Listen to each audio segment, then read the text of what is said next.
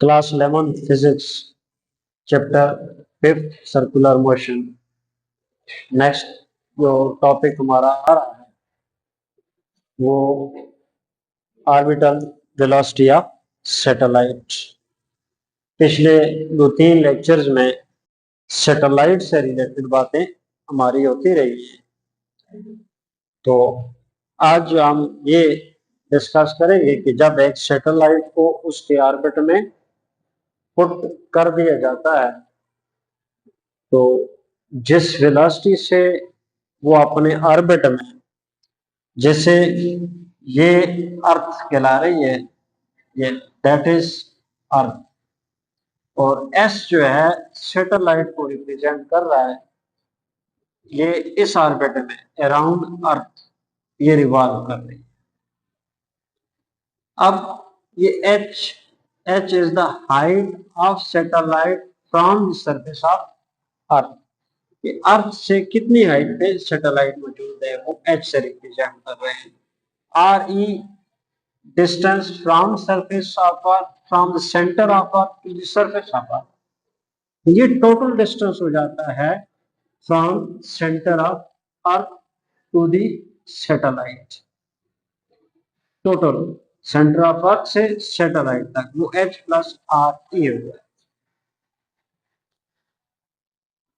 ये सैटेलाइट को जब इस ऑर्बिट में अराउंड द अर्थ पुट कर देते हैं, जिस वेलोसिटी से ये इस ऑर्बिट में मूव करेगी अपने ऑर्बिट में, उस वेलोसिटी को ऑर्बिटल वेलोसिटी ऑफ सैटेलाइट।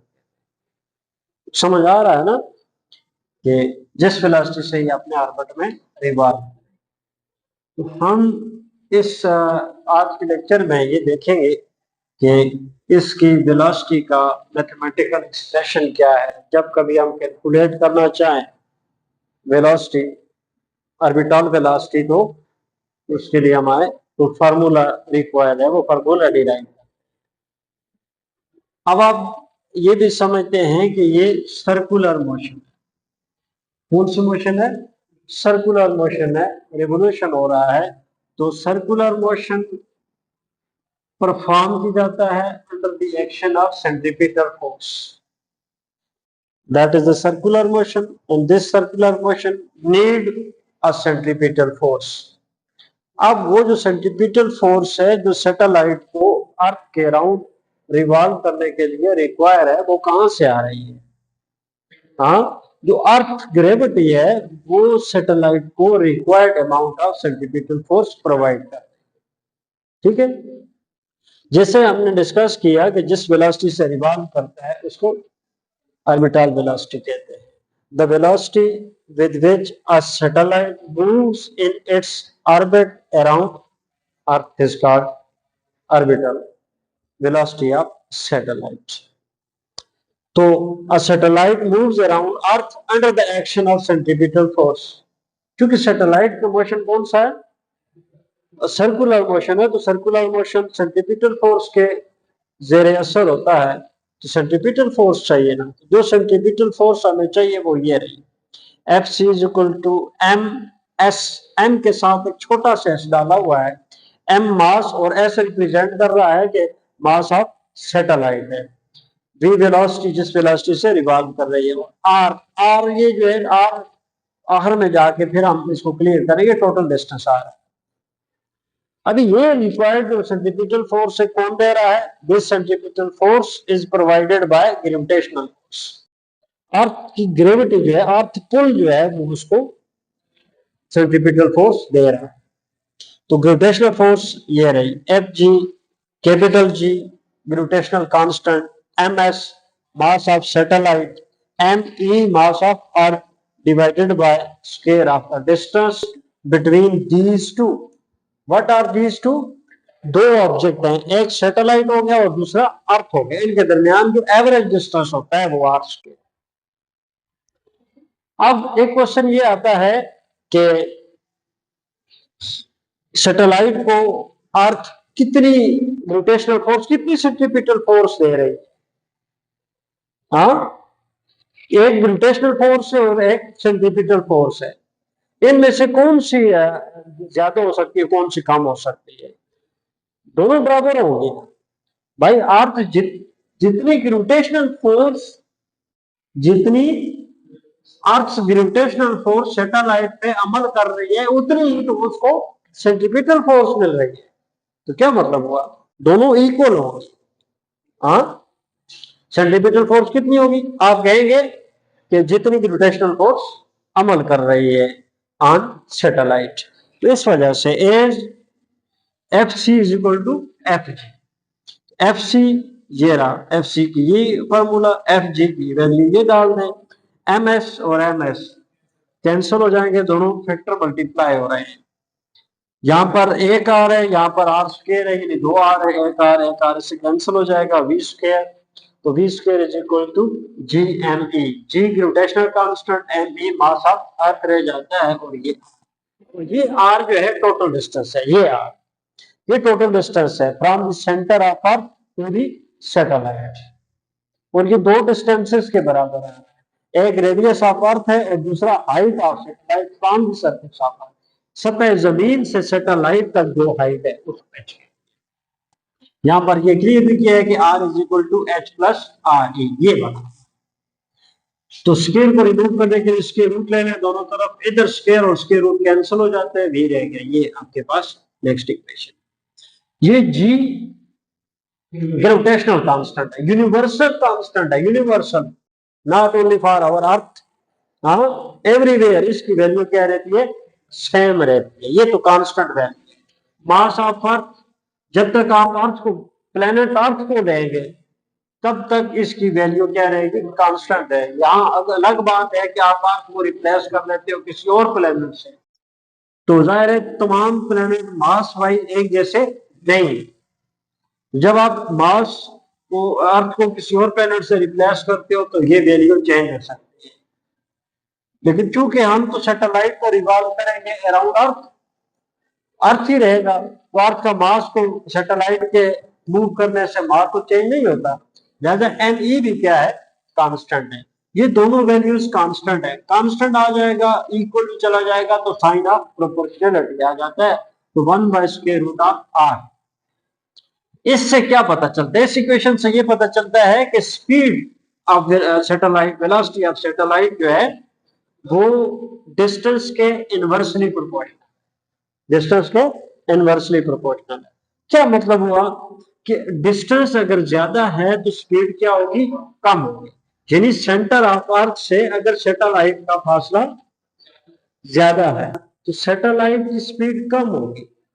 दूसरे अल्फाज में यूं कहिए कि जितनी सतह जमीन से सैटेलाइट की हाइट ज्यादा है तो सैटेलाइट आहिस्ता आहिस्ता रिवॉल्व करेगी स्लोअर स्पीड के साथ। और डिस्टेंस को आप कम करोगे तो यही रिलेशन हमें ये बताता है कि इसकी वेलोसिटी ज्यादा हो। डिस्टेंस कम करने से वेलोसिटी बढ़ जाएगी, यानी सैटेलाइट विल मूव फास्टर जब डिस्टेंस कम हो जाएगा। अब अगर हम ये देखना चाहें कि आपके पास ये किस वेलोसिटी से इस ऑर्बिट में रिवॉल्व कर रही है, तो यहाँ पर जो है इस सैटेलाइट के लिए दिया गया है आर्टिफिशियल सैटेलाइट, उसका 400 किलोमीटर ये height, radius of earth 6.4 × 10⁶ metre आ रहा है। ये दोनों वैल्यूज आप इस इक्वेशन में पुट करें, यहां से हमें क्या मिल जाएगा? आर मिल जाएगा। आर की वैल्यू ये रही, आर ई की वैल्यू ये रही। दोनों को यहाँ पुट करें, यहां से आर मिलेगा, आर की वैल्यू यहाँ पर। जी की वैल्यू को आपको पता है, क्या है जी की वैल्यू? जी, कैपिटल जी की वैल्यू है 6.67 × 10⁻⁻11 newton metre square per kilogram square. M E mass of earth भी हमें जानते हैं कि 6.0 × 10⁻24 किलोग्राम। ये सारी वैल्यूज इस इक्वेशन में पुट करें तो आपको speed of orbital velocity of satellite भी मिल जाता है, किस स्पीड से अपने ऑर्बिट में ये रिवॉल्व करता है। ठीक है, अब इस पर डिफरेंट क्वेश्चन भी बन सकते हैं। मिसाल है एमसीक्यूज में आपसे पूछा जा सकता है कि आपके पास दो सैटेलाइट्स हैं डिफरेंट मासेस की, पहली सैटेलाइट का मास दूसरी सैटेलाइट से ज्यादा है, बताइए कि कौन सी सैटेलाइट, दोनों सेम ऑर्बिट में, you have two satellites of different masses, one mass is greater than other, पहली का मास ज्यादा है दूसरी का कम है, सेम ऑर्बिट में रिवॉल्व कर रहे हैं, बताइए कि कौन सी सैटेलाइट की स्पीड ज्यादा होगी, ज्यादा मास वाले की या कम मास वाले की? हाँ, तो आंसर इज दैट कि दोनों की जो वेलोसिटी होगी वो सेम होगी। कैसे पता चला? हमें इस इक्वेशन से पता चल रहा है कि velocity of satellite mass of satellite पर, ये फैक्टर में देखें ना क्या क्या है, कैपिटल जी जो है ग्रेविटेशनल कांस्टेंट है, एम ई अर्थ का मास है, आर जो है डिस्टेंस को शो कर रहा है सेंटर से सैटेलाइट तक, तो सैटेलाइट का जो मास है वो इस इक्वेशन में इन्वॉल्व नहीं है। हाँ, this equation is free from mass of satellite. इससे पता चल रहा है कि velocity of satellite does not depend upon mass of satellite. Satellite भारी है या हल्की है, उसका सैटेलाइट की स्पीड से कोई ताल्लुक भी नहीं है। अगर दो डिफरेंट मासेस की सैटेलाइट एक ऑर्बिट में रिवॉल्व कर रही है तो दोनों की जो वेलोसिटी होगी अपने ऑर्बिट के लिहाज से, यानी उनका जो रेडियस आ रहा है वो रेडियस के हिसाब से किस स्पीड कैलकुलेट हो रही है। अगर सेम हाइट में दोनों की स्पीड क्या होगी? सेम होगी, चाहे वो हेवियर है, दोनों डिफरेंट मासेस की क्यों ना हो। समझ आ गई? एक क्वेश्चन ये आता है। दूसरा क्वेश्चन ये आता है कि अगर दो सैटेलाइट है, देयर आर टू सैटेलाइट्स जिनका दोनों के जो रेडियाई है वो क्या है? डिफरेंट है, बताइए कि कौन सी सैटेलाइट फास्टर मूव कर रही है? तो आप कहेंगे जिसका रेडियस कम है वो फास्टर मूव कर रही है और जिसका रेडियस ज्यादा है वो स्लोअर मूव कर रही है। समझ आ रही है बात? अगर बंदा यूं क्वेश्चन को चेंज करे कि अगर आप अर्थ की जगह पर किसी और प्लेनेट को रिप्लेस कर दें, what will happen to the velocity of satellite? तो हम इसका आंसर ये देंगे कि अगर जिस प्लेनेट से अर्थ को रिप्लेस किया जा रहा है अगर उसका मास ज्यादा है तो फिर वेलोसिटी बढ़ जाएगी, क्योंकि velocity of satellite mass of the planet पर डायरेक्टली डिपेंड करता है। Greater the mass of planet greater will be the velocity of satellite. कुछ समझ आ रही है बात? तो इस तरह के मुख्तलिफ क्वेश्चन इसके ऊपर आ सकते हैं, बट अगर हम इसको अच्छी तरह अंडरस्टैंड कर लेते हैं तो इससे रिलेटेड कोई भी क्वेश्चन आता है तो हम उसको कैलकुलेट कर सकते हैं। इस इक्वेशन को यूज करते हुए इस इक्वेशन को ऐसे भी लिखा जा सकता है, कैसे लिखा जा सकता है कि V is equal to G M E, हाँ आर की जगह पर आप लिख दें H प्लस आर ई। यहां पर कुछ चीजें तो नॉन है, देखो आर ई कैलकुलेटेड वो पता है, एम ई भी इसको आप चेंज नहीं कर सकते, जी भी आप चेंज नहीं कर सकते। हमसे दो बातें पूछी जा सकती है कि या तो आपको height from the surface of earth, satellite की हाइट बताई जाएगी, ये कहा जा सकता है कि इतनी हाइट पे सैटेलाइट है तो what will be the velocity of satellite, orbital velocity of satellite, तो फिर हम एच की वैल्यू पुट करके स्पीड कैलकुलेट कर लेते हैं। या फिर आपको speed of satellite, velocity of satellite given है तो ये आपसे पूछा जा सकता है कि what will be the height of satellite. सिर्फ दो क्वेश्चन इस पर इस तरह के पॉसिबल है। समझ आई ये बात? न्यूमेरिकल टाइप क्वेश्चन आपसे पूछे जा सकते हैं। तो नेक्स्ट हमारा जो बनेगा वो सैटेलाइट्स के बारे में हम सारी बातें तकरीबन कर चुके हैं।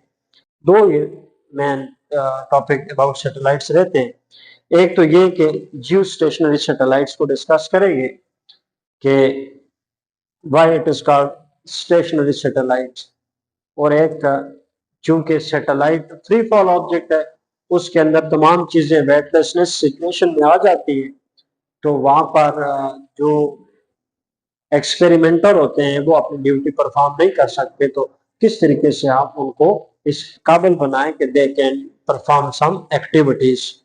तो दे नीड ग्रेविटी, उस ग्रेविटी को आर्टिफिशियल ग्रेविटी कहते हैं। आर्टिफिशियल ग्रेविटी, बट वो मेन टॉपिक इस चैप्टर के रहते हैं। और उसके बाद हम इसकी चैप्टर के एमसीक्यूज, फिर इसके कंसेप्चुअल क्वेश्चन और आफ्टर दैट इसके न्यूमेरिकल डिस्कस करेंगे। ये हमारी तरकीब नेक्स्ट है आगे। ठीक है, ओके।